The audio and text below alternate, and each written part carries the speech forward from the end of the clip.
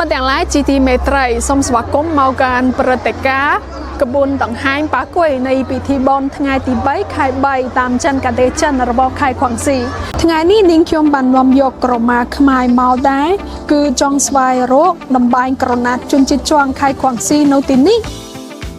មើលចុះ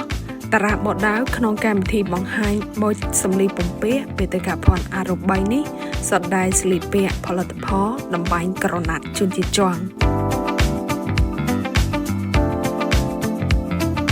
ក្រមាខ្មែរនិងដំបែងក្រណាត់ជនជាតិជាន់ខេត្តខួងស៊ីសុទ្ធតែជាសិល្បៈហត្ថកម្មដំបែងដែលតំណាងឲ្យវប្បធម៌រៀងខ្លួន